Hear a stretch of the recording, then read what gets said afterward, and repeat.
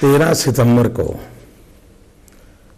Bharatiya Janata party ने मुझे प्रधानमंत्री पद के उम्मीदवार के रूप में घोषित किया और 15 सितंबर को रेवाड़ी में मेरी पहली रैली थी एक्स सर्विसमैन की। और तब से अब तक शायद मैं 360 से भी ज्यादा रैलियां कर चुका हूं। और इस चुनाव घोषित होने के बाद शायद मैं 180-90 रैलियां, और दूसरा मैं नई नई टेक्नोलॉजी का उपयोग करता हूं। 3D के माध्यम से जनता के बीच जाने का प्रयास करता हूं। अगर वो मेरे सारे राउंड कोई टेक्निकल फॉल्ट नहीं आता है तो शायद मैं 1000 से ज्यादा, 1000 से ज्यादा 3D सभाएं करूंगा। लोकतंत्र में चुनाव एक लोक शिक्षा का भी अवसर होता है। राजनेताओं ने, राजनीतिक दलों ने अपनी बात सीधे सीधी जनता तक पहुंचानी चाहिए, करनी चाहिए। मेरी कोशिश है, मैं ये कर रहा हूं। जहां तक चुनाव नतीजों का सवाल है, मैं बहुत वर्षों से एक बैकरूम बॉय की तरह काम करने वाला इंसान रहा हूं, क्योंकि मैं संगठन का काम करता था। चुनाव व्यवस्थाएं, चुनाव की रणनीति, उसकी बहुत बारीकियों से मैं जुड़ा हुआ इंसान हूं। ये तो मेरा अभी रोल बदल गया तो मैं जरा पब्लिक में दिखता हूं, और इसलिए मैं कभी भी चुनाव को संख्या में आकलन नहीं करता हूं। पर जीतने के लिए इतना नंबर और इतना नंबर ऐसा कभी आकलन नहीं करता हूं। लेकिन मैं भारतीय जनता पार्टी की चुनावी रणनीति, कांग्रेस की चुनावी रणनीति, औरों की रणनीति, 10 साल का उनका परफॉर्मेंस, पूरे देश में की हालत। पहली बात है कि मैं लोकसभा लड़ूं या न लड़ूं, यहां से लड़ूं या वहां से लड़ूं, एक लड़ूं या 2 लड़ूं, ये कोई निर्णय न मैंने सोचा है न मैंने किया है। ये सारे निर्णय भारतीय जनता पार्टी करती है, इलेक्शन कमेटी करती है, पार्लियामेंट्री बोर्ड करता है, और मैं संगठन का कार्य करता हूं। जब जिस समय जो काम दिया जाता है वो मैं करता रहता हूं। भारतीय जनता पार्टी एक संगठन है, वहां चुने हुए विधायक हैं, वहाँ इलेक्शन कमेटी है, वहाँ पार्लियामेंट्री बोर्ड है, सेंट्रल लीडरशिप है, सब मिलकर के तय करते हैं आगे गुजरात को कैसे चलाया जाएगा। कि हमारे देश में एक परसेप्शन प्रोसेस इतना लंबा चलता है और लोगों को उसमें से बाहर उभरते उभरते शायद उनकी जिंदगी पूरी हो जाती है। हमारे देश में एक गलत परसेप्शन बना हुआ है, और मैं चाहूंगा कि पॉलिटिकल पंडित, मीडिया के लोग अब ये पुराने घिसे पिटी सोच से बाहर निकले। जैसे जनसंघ में कहा जाता था उस जमाने में कि बनिया ब्राह्मण की पार्टी है, कभी कहा जाता था एक काउ बेल्ट की पार्टी है, कभी कहा जाता था ये हिंदी बेल्ट की पार्टी है, कभी कहा जाता था ये शहरी पार्टी है। ये सारी चीजें जिनके दिमाग, जो नया पढ़ते नहीं है, सोचते नहीं है, वही पुरानी लाइब्रेरी से चीजें निकाल के घूमते रहते हैं। क्यों? बिकॉज़ सीट की वजह से ना, सीट एलोकेशन वही थी। मैं अपना पूरा कर लूं। जी जी जी। आप अगर देखेंगे एनालिसिस, गुजरात हिंदी भाषी प्रांत नहीं है, 25 साल से हमारी सरकार है। गोवा हिंदी भाषी नहीं है, हमारी सरकार है। कर्नाटक साउथ में हमारी सरकार है। उड़ीसा में हम सरकार में पार्टनर थे। तमिलनाडु, आंध्र में किसी जमाने में हम पार्टनर थे। हम तमिलनाडु में कभी पार्टनर थे, हम कश्मीर में भी थे, हम कन्याकुमारी में भी थे। तो ये परसेप्शन बना हुआ है, रियलिटी नहीं है। आज भारतीय जनता पार्टी गांव की पार्टी है, किसान की पार्टी है, पिछड़ों की पार्टी है, उत्तर दक्षिण पूर्व पश्चिम हिंदुस्तान के सभी चौराहे पर खड़ी हुई पार्टी है और चुनाव में भी इन दिनों हम हर जगह पे परफॉर्म कर रहे हैं। तीसरी बात है, पहले लोग कहते थे बीजेपी अछूत है, कोई आता नहीं है, अनटचेबल है, ज्यादा से ज्यादा शिवसेना अकाली दल से। पहली बार हिंदुस्तान के इतिहास में प्री पोल अलायंस किसी एक दल का 25 पॉलिटिकल पार्टियों के साथ हुआ है, तो हिंदुस्तान के इतिहास में पहली घटना है। Pre poll alliance with 25 political parties, ये अनप्रेसिडेंटेड है। हमारे कितने ही गौर विरोधी क्यों न हो, व्यक्तिगत स्तर पर मित्रता ये लोकतंत्र की ब्यूटी है। वैचारिक धरातल पर विरोध हो सकता है। अब आपने देखा होगा शरद पवार मेरी तीखी से तीखी आलोचना करते हैं, मैं भी राजनीतिक स्तर पर बहुत तीखी आलोचना करता हूं, लेकिन व्यक्तिगत तौर पर मेरे उनसे बहुत अच्छे संबंध है। वो भी नहीं नकारते हैं, मैं भी नहीं नकारता हूं। जयललिता जी के साथ मेरे उतने ही अच्छे संबंध है, न वो मैं नकारते हैं और न मैं नकारता हूं। इवन इन कांग्रेस इतने दिग्गज लोग हैं जिनका मेरा इतना प्रेम और स्नेहपूर्ण संबंध है। लोकतंत्र को दुश्मनी थोड़ी होती है, प्रतिस्पर्धा होती है और वैचारिक एक आंदोलन होते हैं। और इसलिए छुआछूत की राजनीति कभी भी लोकतंत्र को बल नहीं देती। हमारे देश में महिला के खिलाफ जो क्राइम है वो किसी एक परिवार एक व्यक्ति तक सीमित विषय नहीं है, पूरी मानव जात के सामने कलंक का विषय है। न ही हिंदुस्तान में न ही किसी राज्य में, अंतर्राष्ट्रीय जगत में भारत की छवि को धूमिल करने वाली बातें हैं। इसलिए एक देश के नाते, एक समाज के नाते, एक सरकार के नाते हमें और अधिक संवेदनशील होने की जरूरत है। मोदी गवर्नमेंट है, उसको भी जो होने की जरूरत है। ये विषय ऐसा है जिसको राजनीतिक छींटाकशी से दूर रखना चाहिए। विमेन डिग्निटी ये हमारी प्रायोरिटी होनी चाहिए। न मुझे इसके विषय में कांग्रेस को गाली गलौज करना चाहिए, नहीं मुझे राहुल गांधी को गाली गलौज करना चाहिए, क्योंकि मैं मानता हूं हम तो हमारी राजनीति करते रहेंगे, लेकिन प्रताड़ित हमारी माताएं बहनें होती हैं, उनकी बेइज्जती होती है। भगवान की खातिर मैं सबको कहता हूं। अभी एक दिन मुलायम सिंह जी ने कुछ बोल दिया, दिल्ली में इतना निर्भया का कांड चल रहा था, मुझे मीडिया ने बहुत पूछा था, मैंने कहा मेरी प्रायोरिटी है वुमेन डिग्निटी। मैं और राजनीतिक दल या और सरकार को गाली गलौज में मैं ये भूल जाता हूं मैं वुमेन डिग्निटी को ही हर्ट कर रहा हूं। और इसलिए इस विषय में मेरी सोच पूरी तरह अपॉलिटिकल है। It should be apolitical. देखिए हमारे देश में, और मैं चाहूंगा कि मैं I am very very thankful to ANI कि इतना बढ़िया सवाल आपने पूछा है, और मैं चाहूंगा कि मैं देश के सामने अपनी बात ढंग से रख पाऊंगा। देखिए हमारे देश में राजनीति का अपराधीकरण ये बहुत बड़ी चिंता का विषय है, और ये चिंता हर नागरिक की है, हर दल की होनी चाहिए, हर नेता की होनी चाहिए। इसको बीजेपी अदर पार्टियां ये विषय नहीं है। राजनीति का अपराधीकरण ये चिंता का विषय है।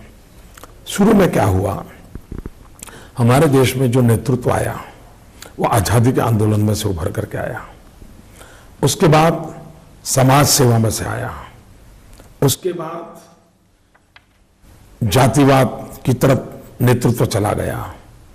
धीरे धीरे धीरे करके बंदूक की नोक से लीडरशिप पैदा होने लग गई, बहुत बड़ा डिटोरिएशन हुआ। ये बड़ी चिंता का विषय। सवाल मेरा ये राजनेता वो राजनेता, ये दल वो दल है ही नहीं। बंदूक की नेता क्रिमिनलाइजेशन, क्रिमिनल नेता ही, क्योंकि पहले क्या हुआ, राजनीतिक दल क्रिमिनल पीपल की मदद लेकर के अपनी चुनावी राजनीति करते थे। लेकिन अब क्रिमिनल्स आ गए। लेकिन क्रिमिनल खुद को लगा कि मैं मदद क्यों करूं, मैं ही खुद ना करूं, तो धीरे धीरे धीरे हाल बनने लगा। भले इसका प्रमाण 5%, 10%, 2%, 3% उसमें वेरिएशन, लेकिन ये चिंताजनक विषय तो है। अब उसका उपाय क्या? उपाय क्या? एक तो होता है कि पॉलिटिकल पार्टियां हिम्मत करके टिकट न दें, एक तो ये उपाय होता है। लेकिन अब आज वो स्थिति अभी आई नहीं है, टू बी वेरी फ्रैंक नहीं आई है। तो क्या ऐसे ही चलने देना चाहिए क्या? किसी ने जिम्मेवारी लेनी चाहिए नहीं है।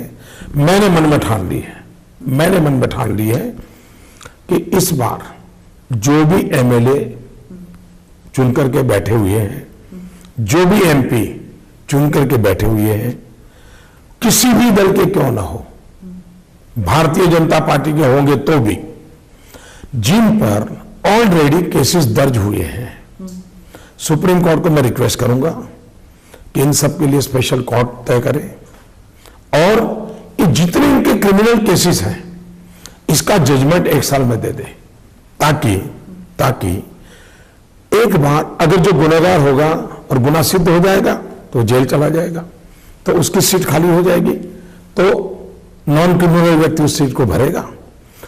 ऐसा करने से पॉलिटिक्स में क्रिमिनल जो लेयर आया है वो हट जाएगा। अब जैसे गुजरात में 14 साल के काम का हिसाब देखिए, हिंदुस्तान की पर कैपिटा इनकम से मेरे राज्य की पर कैपिटा इनकम अनेक गुना बढ़ी है। मेरे राज्य में, हिंदुस्तान में टोटल जो एम्प्लॉयमेंट एक्सचेंज से जॉब मिले हिंदुस्तान में पिछले 10 साल में 57% जॉब अकेले गुजरात में मिले। भला किसका हुआ?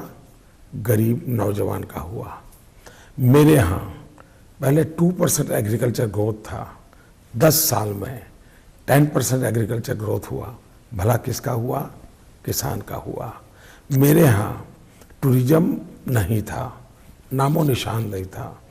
आज हिंदुस्तान का एवरेज टूरिज्म ग्रोथ है, उससे मेरा राज्य का टूरिज्म ग्रोथ डबल हुआ।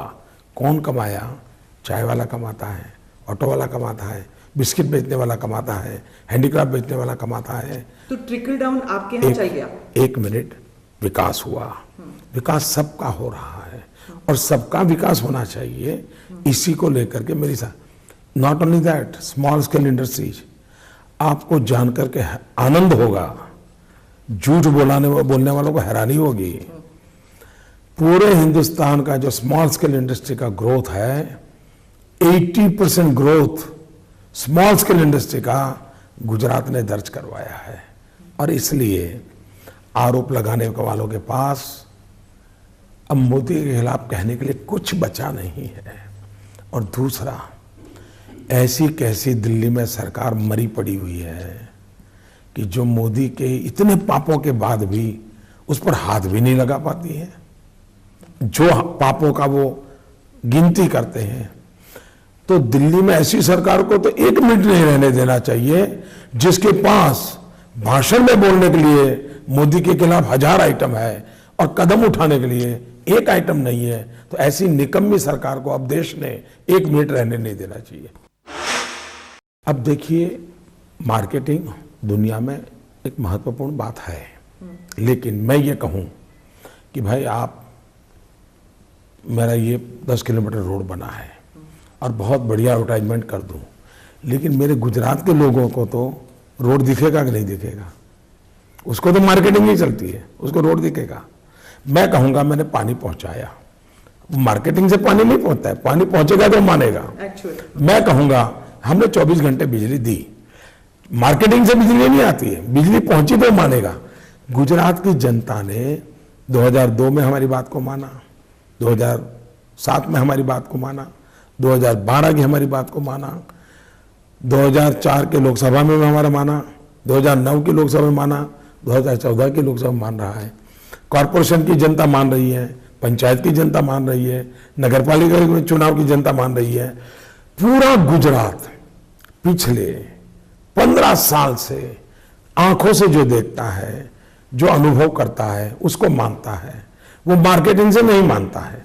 हो सकता है मार्केटिंग से आसाम वाले को गलतफहमी हो सकती है, मार्केटिंग से तमिलनाडु के व्यक्ति को गलतफहमी हो सकती है, लेकिन गुजरात के आदमी को नहीं हो सकती है। वो तो देखेगा कि बताओ भाई क्या किया, बात कर रहे थे।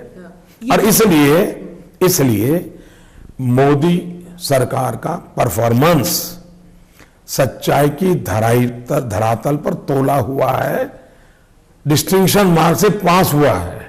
कि मैं मीडिया की बहुत इज्जत करता हूं, और लोकतंत्र में मीडिया का काम है आलोचना करना, मीडिया का काम है क्रिटिसिज्म करना। और अगर ये नहीं होगा ना तो हिंदुस्तान के लोकतंत्र को बहुत नुकसान होगा।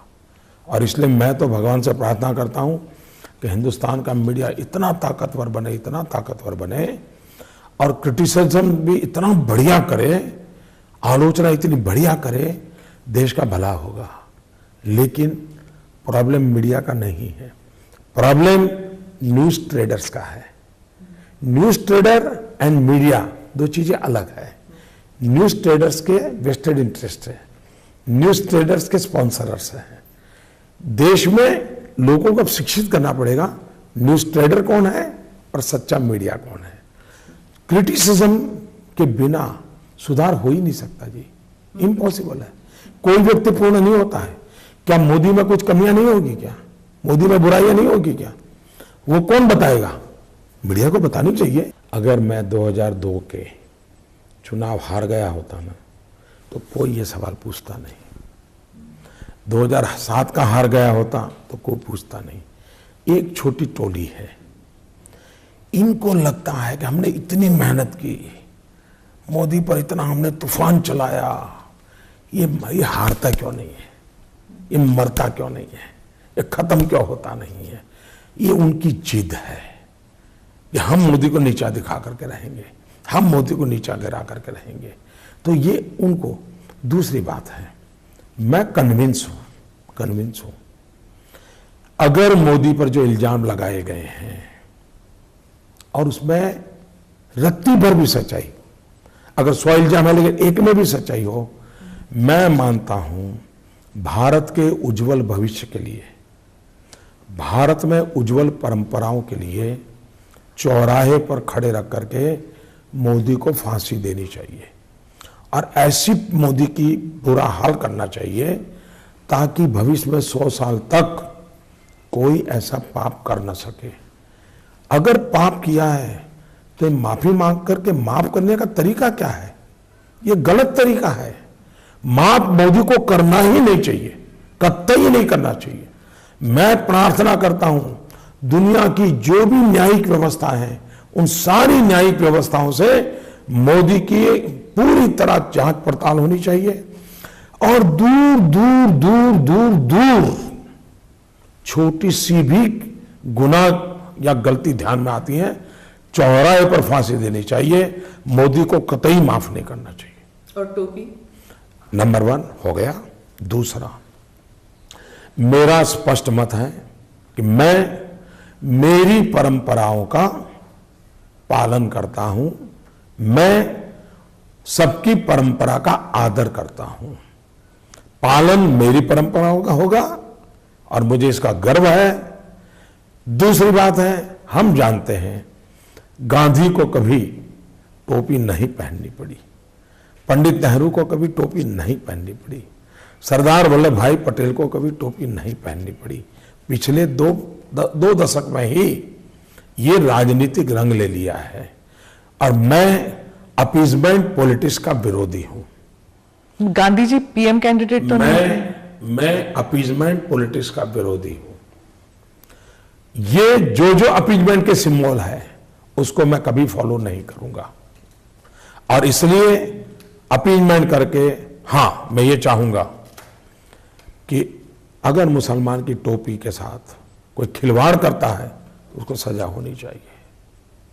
मुसलमान की टोपी की इज्जत हो, इसकी चिंता सरकार ने जरूर करनी चाहिए। जिस व्यक्ति ने कभी इस काम को किया नहीं है, जिस व्यक्ति ने इस विषय पर कभी कुछ बोला नहीं है, उस व्यक्ति के समय ऐसे अनुमानित आरोप लगाने वाले पाप नहीं करते हैं क्या? इस प्रकार के अनुमान लगाते गलत नहीं करते हैं क्या? दूसरी बात है, मेरे संस्कार क्या है? आखिर का वो रिफ्लेक्ट होते हैं। मेरे संस्कार है वसुधैव कुटुंबकम। हम पूरे विश्व को एक परिवार मानने वाली सोच के लोग हैं और जगत बदल चुका है। हम 18th और 19th सेंचुरी में नहीं जी रहे हैं, हम 21st सेंचुरी में जी रहे हैं। आंख दिखाने के जमाने चले गए, आंख मिलाने का युग है।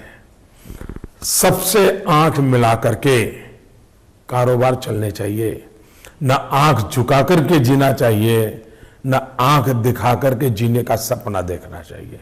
और इसलिए वैश्विक तौर पर मैं कहूंगा हमें सबसे आंख मिला करके काम करना है, न आंख झुका करके करना है, न आंख दिखा करके करना है। ये बुद्ध और महावीर की धरती है, ये गांधी की धरती है। और इसलिए हम पॉलिटिकल एजेंडा के तहत ये भाषा नहीं बोलते हैं, ये हिंदुस्तान बोलता है, कोई पॉलिटिकल पार्टी नहीं बोलती है। हम विश्व को संघर्ष से मुक्त चाहते हैं, हम विश्व को ये शस्त्रास्त्रों की स्पर्धा से मुक्ति चाहते हैं। और ये कोई पॉलिटिकल एजेंडा नहीं है, ये भारत की सांस्कृतिक विरासत का हिस्सा है और सभी दलों ने इसको माना है। बुद्ध, महावीर, गांधी की धरती दुनिया को ये संदेश नहीं देगी तो कौन देगा? इसलिए हमारे मन में कोई दुविधा नहीं है। दूसरी बात है, ताकतवर होना ये हमारी आवश्यकता है, हमारी अनिवार्यता है, लेकिन किसी को दबाने के लिए ताकत नहीं है। ताकत हमारी रक्षा के लिए है, गौरव से जीने के लिए है। नो फर्स्ट यूज, ये अटल जी का बहुत ही उत्तम इनिशिएटिव है, उसमें कोई कॉम्प्रोमाइज नहीं है, हम बहुत ही क्लियर है। नो फर्स्ट यूज ये हमारी सांस्कृतिक विरासत का ही एक प्रतिबिंब है। मुख्यमंत्री तरीके मेरी जो सफलता का रहस्य है वो ये है कि मेरे पास कोई पावर नहीं है गुजरात में, कोई पावर नहीं है। ये सच्चाई आपके गले नहीं उतरेगी, क्योंकि इसका कारण है कि आप न्यूज ट्रेडर के माल को खाते पीते रहते हैं। सच्चाई किसी ने सो, आज भी मेरी सफलता का सबसे बड़ा रहस्य यह है कि मेरे पास कोई पावर नहीं गुजरात में एज अ चीफ मिनिस्टर, कुछ नहीं है, सारा डिसेंट्रलाइज है। और यही तो मेरी सबसे बड़ी ताकत जो है ना वो टीम फॉर्मेशन में है। और मैं फेडरल स्ट्रक्चर को letter and spirit and with lubricating attitude मैं chief minister and prime minister की एक टीम की कल्पना करता हूं। चीफ मिनिस्टर, प्राइम मिनिस्टर एक टीम होकर के काम करें, स्टेट एंड सेंटर ये कलीग हैं, कॉम्पिटिटर नहीं है। कोऑपरेटिव पॉलिटिक्स होना चाहिए, कोऑपरेटिव एजेंडा होना चाहिए। ये रुख बदलने की जरूरत है। कांग्रेस का क्या हुआ, पहले तो उनके पास था सब, इसलिए उनको इनकी कीमत समझ नहीं आई। बाद में उनको राज्यों से खतरा लगने लगा तो 356 के द्वारा हमले करते रहे। फिर 356 की भी स्थिति बन गई मुश्किल, तो उन्होंने डिफेक्शन के रास्ते पकड़ लिए और डिस्टेबिलाइजेशन लाए। तो ये जो उन्होंने राज्यों के साथ ये जुल्म करने की राजनीति को विकसित किया, इसने बहुत बड़ा अविश्वास पैदा किया है, खाई पैदा की है। राज्य को भारत से भरोसा नहीं, भारत को राज्य से भरोसा नहीं। ये भारत जैसे देश के लिए बहुत मुश्किल काम है, ऐसा नहीं होना चाहिए। दो काम कम हो अधिक हो इससे राजी नाराजी नहीं होती है, लेकिन खाई पड़ने से बहुत नुकसान होता है। मेरे मन की इच्छा है कि मैं ये पिछले 20, 25, 30 सालों में कांग्रेस की राजनीति ने सेंटर स्टेट रिलेशन में जो खाई पैदा की है, भगवान मुझे शक्ति दे इस खाई को भरूं और देश एक टीम बन के काम करे। हर राज्य की अपनी शक्ति है, कोई राज्य किसी का कॉम्पिटिटर। मान लीजिए बिहार ने एग्रीकल्चर ग्रोथ किया तो सेंटर के खाते में एग्रीकल्चर ग्रोथ जाएगा कि नहीं जाएगा? अगर तमिलनाडु ने इंडस्ट्रियल ग्रोथ किया तो हिंदुस्तान के खाते में जाएगा कि नहीं जाएगा? अगर केरल ने एजुकेशन इंप्रूवमेंट किया तो हिंदुस्तान के खाते में जाएगा नहीं जाएगा? ये सोच होनी चाहिए। पहले भारतीय जनता पार्टी ने इस विषय में हमेशा कहा है, मैनिफेस्टो में भी कहा है।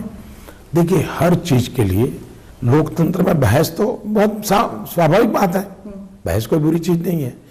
आर्टिकल 370 पर अगर बहस होती है तो ध्यान में आएगा। जैसे मैं बताता हूँ, हमारे राहुल जी या कांग्रेस पार्टी लगातार ये कहते हैं कि हम आरटीआई एक्ट लाए। मैं उनको पूछता हूँ, कश्मीर में आरटीआई एक्ट लागू हुआ क्या? हमारे यहाँ ओबीसी रिजर्वेशन है, क्या कश्मीर में लागू हुआ क्या? हमारे यहाँ राइट टू एजुकेशन एक्ट है, कश्मीर में लागू हुआ क्या? अगर कश्मीर को आगे बढ़ाना है और जो अच्छी चीज़ें हैं अगर वो उसका लाभ कश्मीर को नहीं मिलता है और कश्मीर हमारा पीछे रह जाएगा तो देश का भला होगा क्या? तो जैसे अन्य राज्य प्रगति करते हैं वैसी कश्मीर की होनी चाहिए कि नहीं होनी चाहिए? मैनिफेस्टो की शपथ कहना इंटरप्रिटेशन सही नहीं है।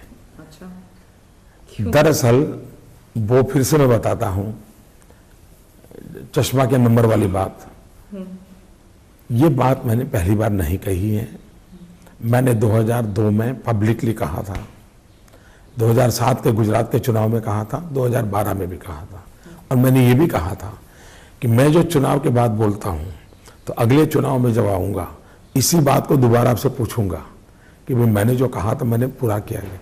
तो मैंने पब्लिक में 2002 से शुरू किया है। पब्लिक में कहता हूँ, ये कोई मैनिफेस्टो बने, मेरा पर्सनल जीवन की मैं बात करता हूँ।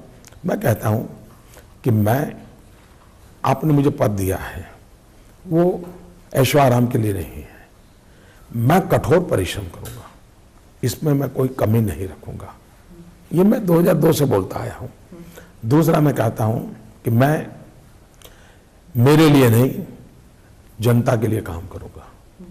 तीसरा मैं कहता हूं, क्योंकि मैं 2002 में नया था, मुझे ज़्यादा अनुभव नहीं था, तो मैं ये कहता हूं कि देखिए काम करते करते गलती हो सकती है, लेकिन मैं बदिरादे से गलत काम नहीं करूंगा। तो ये बात मैं 2002 में बोला चुनाव के पहले, 2007 में चुनाव जाने से पहले बोला, बताइए भाई मैंने कहा था, इसका पालन किया है। 2007 चुनाव के बाद फिर बोला, 2012 के चुनाव में जाने से पहले फिर मैंने कहा बताओ भाई मैंने 3 बातें मेरे लिए कही थी, पालन किया है तो मुझ पर भरोसा करो। तो ये मेरा जनता के साथ सीधा संवाद है। ये लहर हिंदुस्तान की जनता की आशा आकांक्षा की लहर है। ये लहर भारतीय जनता पार्टी के लाखों कार्यकर्ताओं के परिश्रम की लहर है। ये लहर भारतीय जनता पार्टी के सभी वरिष्ठ नेताओं की बुद्धि, शक्ति, सामर्थ्य और नेतृत्व की है। ये लहर कमल की है, ये लहर परिवर्तन की है, ये लहर भारतीय जनता पार्टी की है। और मैं भारतीय जनता पार्टी का एक बहुत छोटा समर्पित सिपाही हूं। सोशल मीडिया को पॉलिटिकल दायरे में नहीं देखना चाहिए, उसको उस सांचे में बांधना नहीं चाहिए। और अभी भी हमारे देश के लोग समझ नहीं पा रहे हैं, ये एक बहुत बड़ा कैनवास है, बहुत बड़ा कैनवास है, ये बहुत बड़ी ताकत है। मैं आज कई लोगों को जानता हूं जो सोशल मीडिया के माध्यम से किसान अपना माल कहां बेचना वो तय कर रहा है, क्योंकि उसको वाइड रेंज कम्युनिकेशन फैसिलिटी उपलब्ध हुई है। तो उसको ध्यान में होता है कि मेरा उज्जैन के अंदर सोयाबीन पैदा हुआ, वो गुजरात के दाहोद के मार्केट में मेरा सोयाबीन बिचेगा, तो सोशल मीडिया से जान रहा है। जो जानकारियों के लिए उसके पास और कोई सोर्स नहीं थे। बच्चे, छोटे छोटे बच्चे, किसी एग्जाम के समय आजकल वो सोशल मीडिया से उनको टिप मिल जाता है कि भाई ये करो। तो बच्चे मैं भी देख रहा हूँ 8वीं कक्षा के बच्चे सोशल मीडिया से एग्जाम में जाने से पहले टिप ले रहे हैं। यानी ये एक ऐसा माध्यम है, उसका समाज जीवन में बहुत बड़ी ताकत के रूप में उपयोग हो सकता है। इसको सिर्फ पॉलिटिकल सांचे में बांधना सोशल मीडिया से अन्याय होगा। दूसरा, मैं हैरान हूं जी, जब मैंने टीवी में एक टैलेंट शो होने लगे ना, कुछ टीवी शो वालों ने किए, और उसमें जब छोटे छोटे बच्चे आने लगे, वो कार्यक्रम मुझे बहुत पसंद आते थे, कभी समय मिलता था। 4 साल का बच्चा गा रहा है, 5 साल का बच्चा तबले बजा रहा है, तो मैं इतना अभिभूत हो जाता था कि क्या टैलेंट है हमारे देश में, कितने बच्चे होनहार बच्चे हैं, मेरे मन को छू जाता था। लेकिन सोशल मीडिया में मैंने देखा कि इतनी क्रिएटिविटी हमारे देश के नौजवानों में है, और इतनी एनालिटिकल माइंड है, इतने शार्प है, इतना मुझे गर्व होता है कि हमारे देश के पास, और मैं मानता हूं थ्रू सोशल मीडिया समाज के नेतृत्व करने वाले हर लोगों ने, not only political leadership, media leadership, education leadership, cultural leadership, even sports person, हर एक ने उसमें से सीखना चाहिए।